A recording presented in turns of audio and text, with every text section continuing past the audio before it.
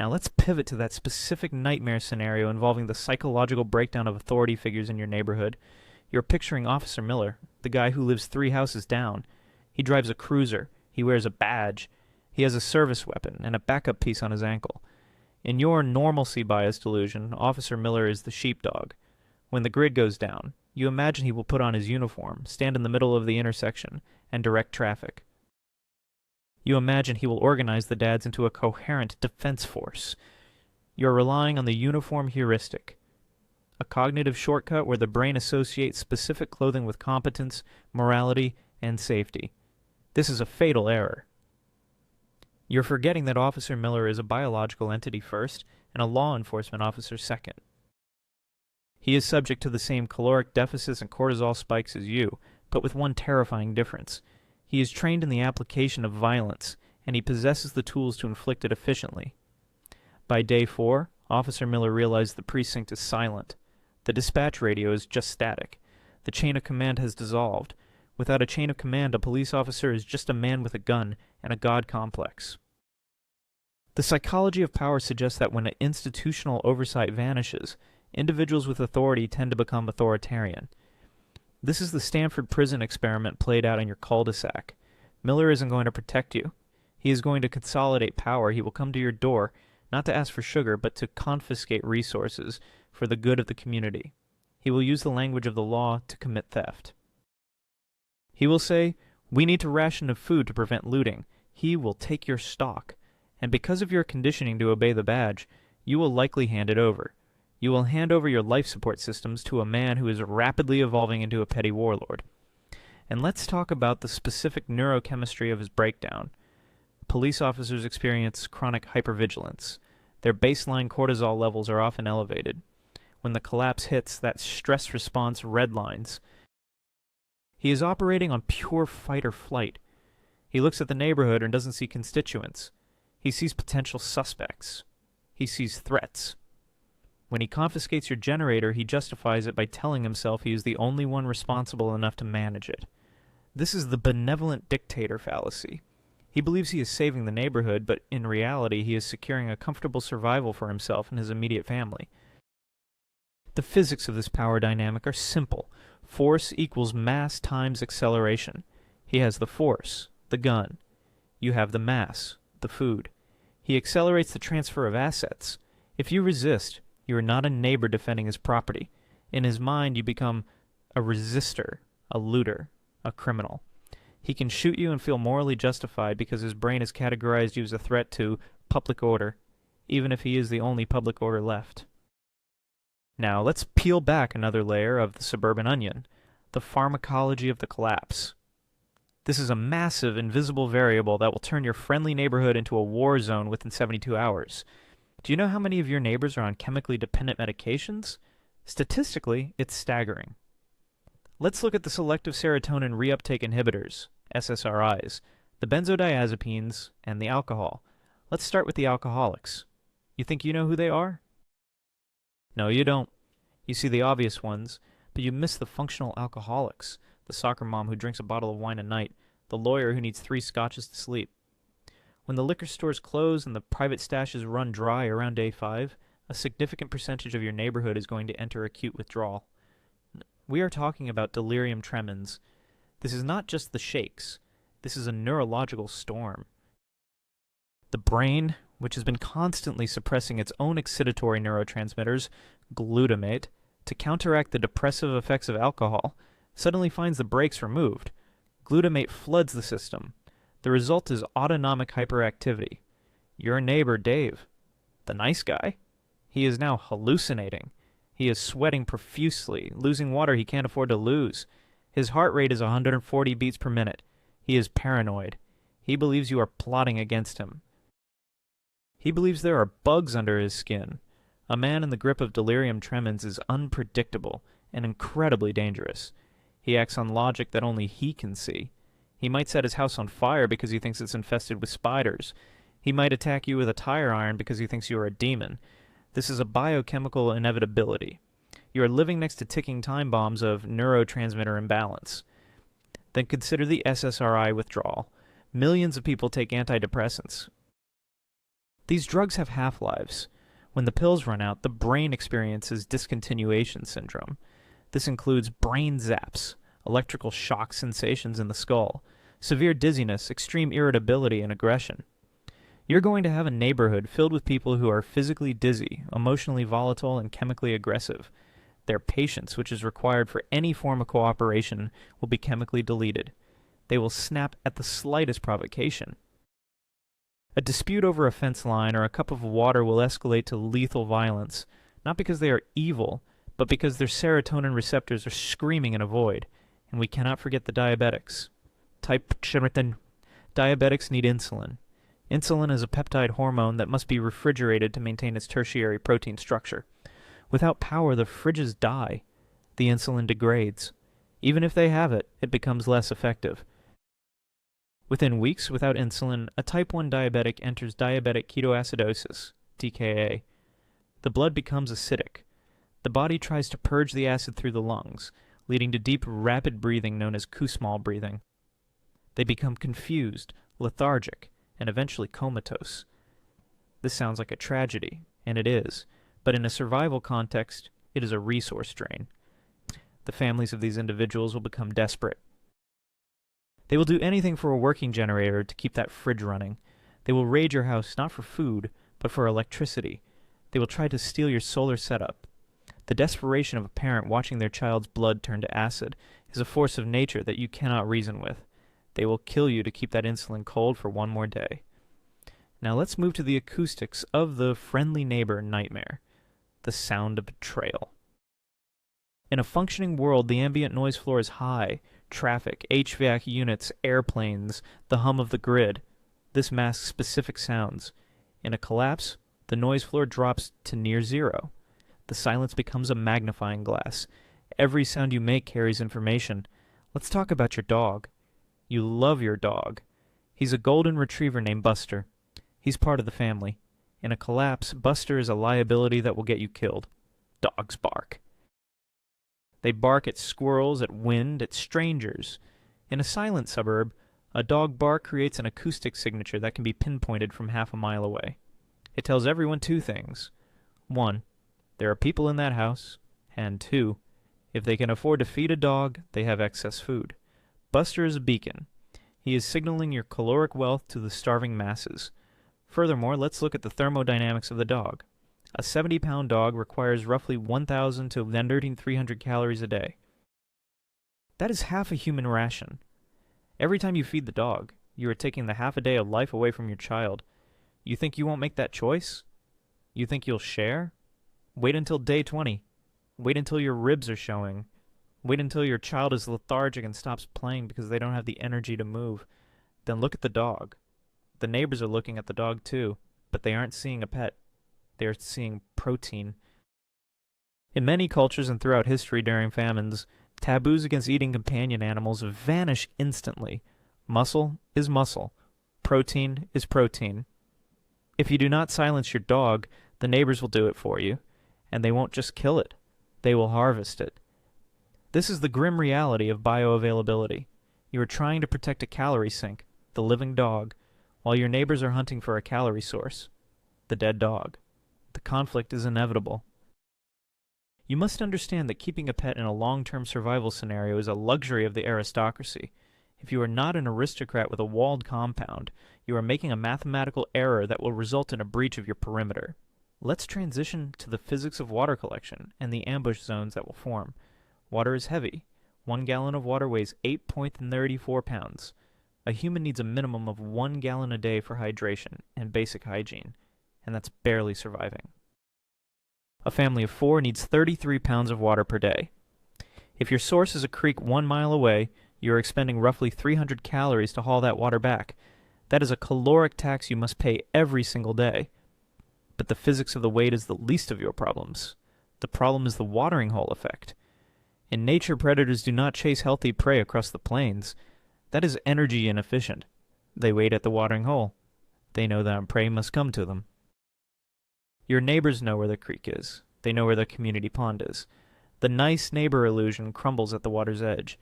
Imagine you are filling your buckets. You see a group of teenagers from the next block. They are armed with baseball bats and kitchen knives. They don't attack you immediately, they assert territory.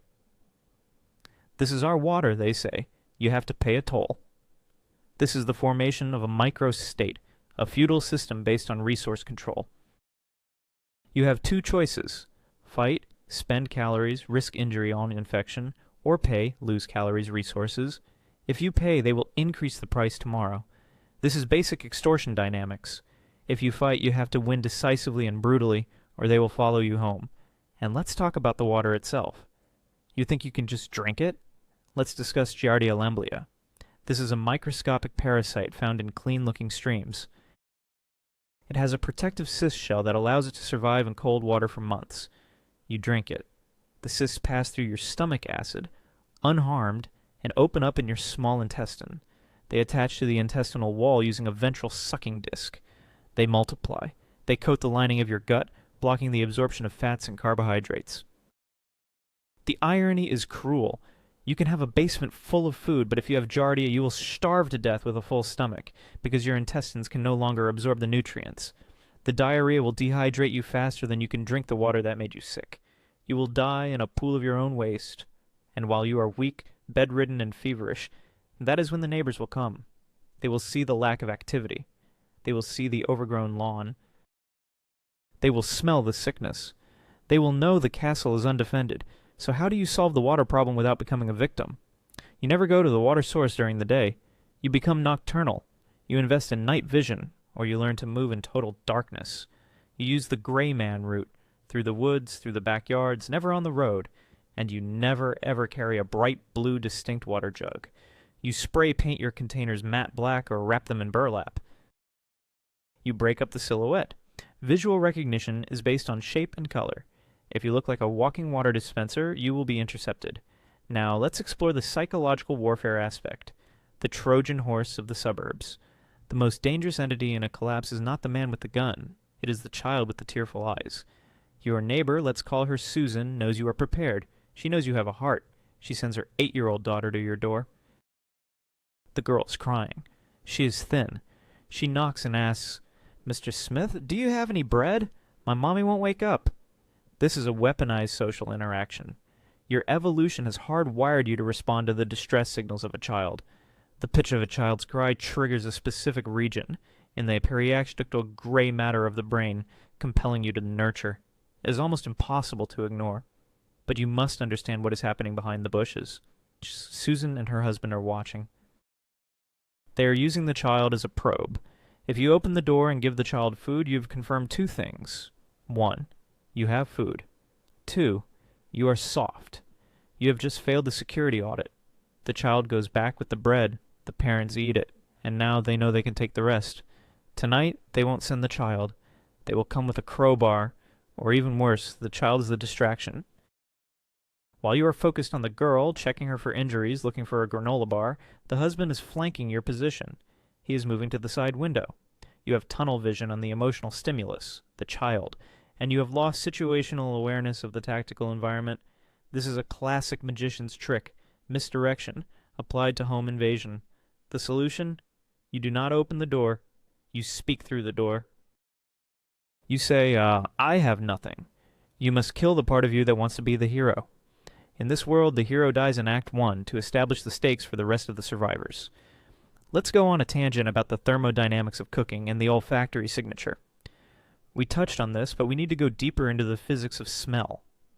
Smell is volatile organic compounds, VOCs, becoming airborne. Heat increases the volatility of these compounds. The hotter the food, the more energetic the molecules, the further they travel. The molecular weight of the smell of frying bacon is heavy, but it carries. If you are cooking canned stew in a propane stove, the smell can travel hundreds of yards depending on wind direction and barometric pressure. High pressure keeps the smell low to the ground concentrated. Low pressure allows it to dissipate. You need to be a meteorologist to cook safely. If you cook during the day, thermal currents, rising warm air, might help carry the smell up and away.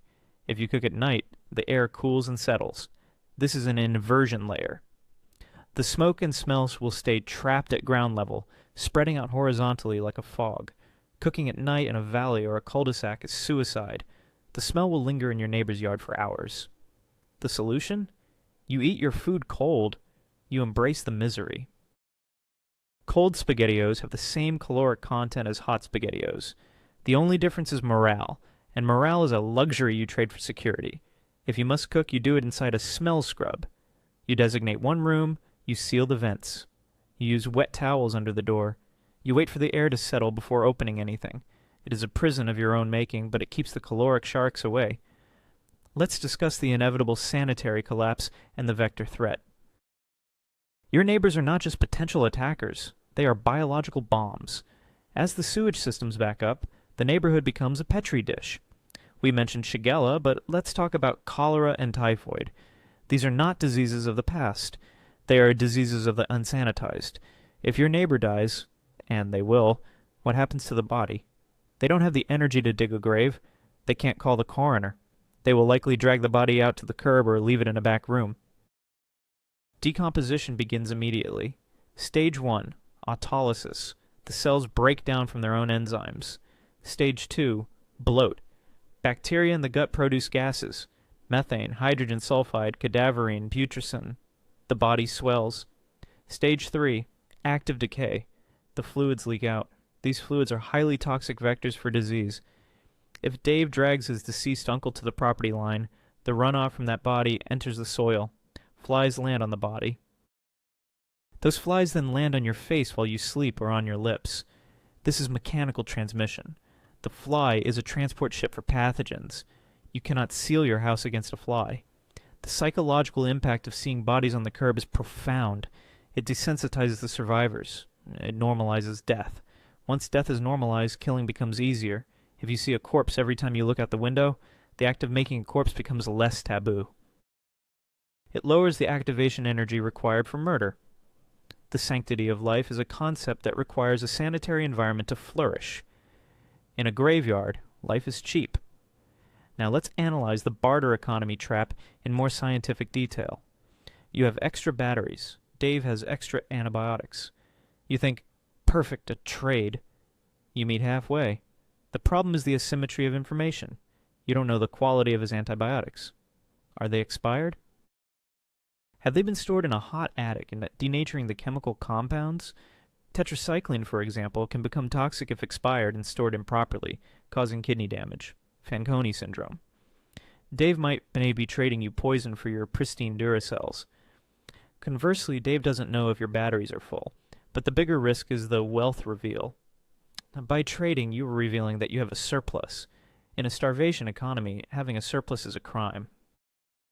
If you have extra batteries, what else do you have extra of? Food, ammo. The trade solves an immediate problem. I need meds, but creates a strategic catastrophe. Dave now knows I am a target worth raiding. The ideal survival strategy is to appear to have nothing. If you must trade, you must do it through a cutout or a dead drop, or make it seem like it is your last item. Dave, this is my last pack of AAs. I'm trading them because my flashlight broke and I'm sitting in the dark. You must wrap every transaction in a lie of poverty. Let's look at the timeline of the purge. It's not one night, it's a bell curve of violence. Days 1-3, confusion, altruism, waiting. Days 4-7, anxiety, hoarding, minor conflicts. Days 8-14, the desperation spike. This is the peak danger zone. The food in the pantries is gone. The realization sets in. This is when the raiding parties form. Weeks in nurse, 3 biting on 4, the die-off. The weak, the sick, and the unprepared die. The violence drops slightly because there are fewer people, and they have less energy to fight. This is the conservation phase. Month 2+, the feral state. The survivors are hardened, lean, and ruthless. The violence becomes calculated, not emotional. It is hunting, not brawling. You need to survive the day 8 dated 14 spike. This is when you barricade. You do not go outside. You do not engage. You let the neighbors fight each other. You let Officer Miller raid the house across the street and get shot by the quiet guy who was a Marine sniper in Fallujah. Let the variables cancel each other out. This is kinetic attrition. You want to be the last variable standing. Let's deepen the discussion on sleep deprivation as a weapon. Your neighbors will inadvertently or purposely weaponize the noise. If a car alarm goes off and no one can stop it because the battery is locked in a dead car. It will wail for hours until the voltage drops. This destroys your sleep cycle. Sleep deprivation acts like a neurotoxin. After 24 hours, your cognitive impairment is equivalent to a blood alcohol level of 0.10%. After 48 hours, you experience microsleeps. After 72 hours, hallucinations. If your neighbors are screaming, shooting, or banging on things, you cannot sleep. If you cannot sleep, you cannot make rational decisions. You will open the door when you shouldn't. You will forget to lock the deadbolt. You need earplugs, high-fidelity industrial earplugs. But if you wear them, you can't hear the glass breaking downstairs. This is the paradox. You need to sleep in shifts. If you are alone, you are statistically dead because you cannot maintain 360-degree security and 8 hours of REM sleep simultaneously. This is why lone wolf survival is a myth. You need a tribe. But as we established, you can't trust the neighbors. So who is your tribe? It must be pre-vetted. It must be family. Or it must be a neighbor with whom you have established a mutual assured destruction pact before the collapse. A pact that says, I know you have guns, you know I have guns. If we fight, we both die. Let's watch each other's backs. This is the only stable alliance, one based on fear and physics, not friendship. Let's talk about the fire hazard in depth. We mentioned Molotovs, but consider the accidental inferno. Your neighbor, Steve, is trying to heat his house with a decorative fireplace that hasn't been swept in 20 years. Creosote, a tar-like byproduct of wood combustion, has built up in the flue. He lights a roaring fire. The creosote ignites. The chimney fire reaches temperatures of 2,000 degrees Fahrenheit. The flue cracks. The fire spreads to the attic. Steve's house is a torch. The wind is blowing towards your house. There is no fire department. There is no water pressure in the hydrants.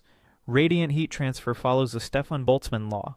The power radiated is proportional to the fourth power of the temperature.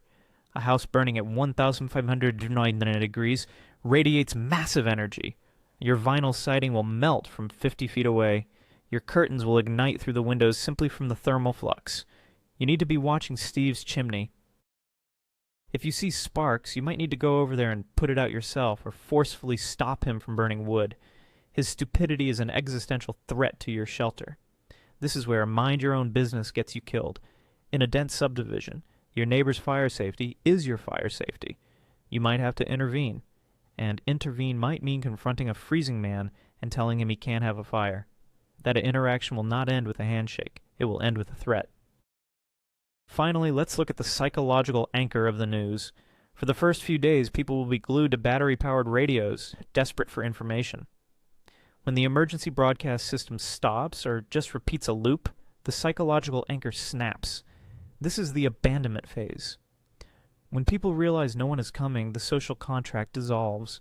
The social contract is based on the idea that the state has a monopoly on violence and will protect the citizenry.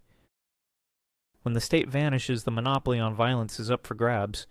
Your neighbor Dave, who pays his taxes and follows the speed limit, realizes that there is no penalty for murder. The only penalty is the risk of physical retaliation. His morality shifts from deontological, based on rules like duty, to teleological, based on outcomes. If killing you results in his children eating, and there is no police to punish him, the good outcome, kids eating, outweighs the bad act, killing. He will rationalize it. He will say he had no choice. And in the cruel calculus of survival, he is right. He has no choice because his biological imperative to propagate his genes overrides his societal conditioning to be nice. So, you are sitting in your dark living room. You are hungry. You are cold. You hear glass break down the street. You hear a scream. You smell smoke. And you realize that the man who lent you his pressure washer is now a predator, and you are potential prey. The friendly neighbor is dead. Long live the survivor. But wait, we haven't even discussed the long-term physiological breakdown of the starvation brain in weeks 3 and 4. We need to talk about what happens when the body starts cannibalizing its own organs for fuel, and how that changes the decision-making matrix of the group. Let's examine the Minnesota starvation experiment from 1944. This is our scientific baseline. They took healthy men and cut their calories. The results were terrifying. The subjects didn't just get thin. They became obsessed with food. They lost their libido. They became socially withdrawn. They hoarded junk, useless items like old books and utensils. Apply this to your neighborhood. By week 3, the community is a collection of neurotic, hoarding, paranoid skeletons. The man across the street isn't just hungry, he is suffering from severe cognitive decline. His ability to judge risk is shattered. He might attack a target he can't defeat simply because his impulse control is gone. He is a zombie, not in the sci-fi sense, but in the neurological sense. The higher functions are offline. The lizard brain is driving the car. And you? You're deteriorating too. Your reaction times are slower, your muscles are atrophied. You shake when you aim your weapon. The fog of war is compounded by the fog of hunger. This is why you cannot rely on your skills holding up. You must rely on your traps. You must rely on your fortifications, because physically, you're a shadow of your former self. The calorie is king, and the king is a tyrant. Now consider the horrifying reality of the drift. As resources dry up in the immediate vicinity, the neighbors will start to drift outward. They will become raiders of the next subdivision. But what happens when the next subdivision comes to raid you? This is intertribal warfare. Your neighborhood, which was inviting, might suddenly coalesce into a defensive unit against outsiders. But this isn't the happy band of brothers. This is a gang. You will be conscripted. Dave, grab your rifle. We have bogeys coming from the Oakwood estate. If you refuse to fight, you are expelled and likely killed for your gear. If you fight, you are the cannon fodder. The friendly neighbor dynamic shifts from I might rob you to you will die for us. You become a soldier in a war you didn't declare, commanded by the ex-cop warlord Officer Miller, fighting over a pallet of expired canned peaches. This is the ultimate end state of the collapse. Feudalism. The strong rule. The weak serve or die. The friendly wave across the street is replaced by the salute, and if you think you can just opt out and hide in your basement, you're wrong. They will come for your manpower just as quickly as they come for your food. They need bodies to absorb bullets. Don't let yours be one of them. Now let's dissect the specific physics of the breach when the neighbors finally decide to come in. It's not like the movies. They don't just kick the door. Kicking a door is hard. It hurts your leg. They will use a car. They will put a brick on the accelerator of a Honda Civic and drive it through your living room wall. Kinetic energy. Mass. Velocity squared. A 3,000 beer car moving at 20 meters by T4 delivers enough force to shatter wood framing like toothpicks. Suddenly your blackout curtains, your deadbolts, your sandbags, they are irrelevant. There is a Honda Civic in your kitchen. The dust is blinding, the noise is deafening. Temporary threshold shift in your hearing. And through the hole in the wall, they swarm. This is dynamic entry, using improvised heavy weapons. You cannot shoot a car to stop it. You are overwhelmed. This is why your defense cannot be static. You cannot just hunker down. You need defense in depth. You need obstacles in the yard. Large rocks, ditches, things that stop a vehicle. If you have a manicured lawn, you have a landing strip for a battering ram. You need to ruin your curb appeal. A trench is better than a fence. A fence provides concealment for them. A trench provides a barrier they can't drive over. Survival is about modifying the terrain to channel your mimimi into kill zones, where you have the advantage. But we are getting ahead of ourselves. First you have to survive the bacteria, the hunger, and the cold. Let's return to the biology of the cold. Hypothermia is a silent killer. In a house with no heat, the temperature drops to match the outside. If it's 20 degrees Fahrenheit, your house is a refrigerator. You burn calories to stay warm. If you are sleeping in a 40-degree room, your basal metabolic rate increases. You need more food just to sleep. If you share a room with neighbors to conserve heat, body heat sharing, you're increasing the vector for disease transmission, respiratory droplets. It is a catch-22. Huddle and get the flu, or sleep alone and freeze or starve. The solution is microclimates. You pitch a tent inside your living room. The small volume of the tent captures your body heat.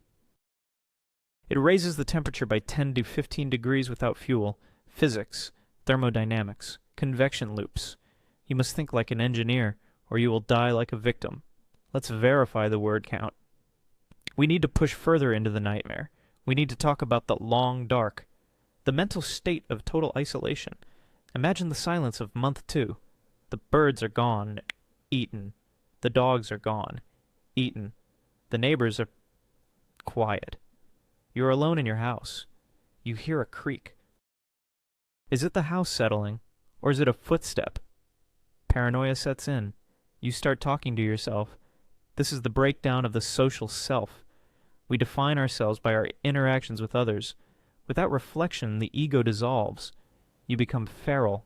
You stop washing. Why wash? There is no one to smell you. Hygiene collapses. Then come the skin infections. Staph. Cellulitis.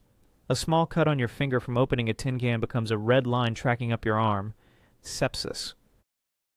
You look at your neighbor's house across the street. It's burned out, a blackened husk. You remember Dave. You remember his wife. You wonder where they are. You saw the bodies, but you blocked it out. Dissociation. This is the psychological toll. Survival is not just staying alive, it is staying sane. And the friendly neighbor illusion was the last tether to your sanity. When it snapped, you fell into the abyss. To survive, you must become the abyss. You must be colder, harder, and more ruthless than the environment. You must become the thing that Dave feared. That is the only way to see the sunrise on day 100. Now let's talk about the specific biomechanics of hand-to-hand combat when you are malnourished. You think you can fight? You watched MMA? Your muscles are glycogen depleted. Your explosive power is gone. You have no endurance. A fight will last 15 seconds before you both collapse from exhaustion. It won't be a kung fu movie. It will be two desperate, starving animals clawing at each other's eyes in the mud. It will be biting. It will be gouging. It will be using a rock. The winner isn't the one with the best technique. It's the one with the most desperation. The one who is willing to bite the nose off the opponent.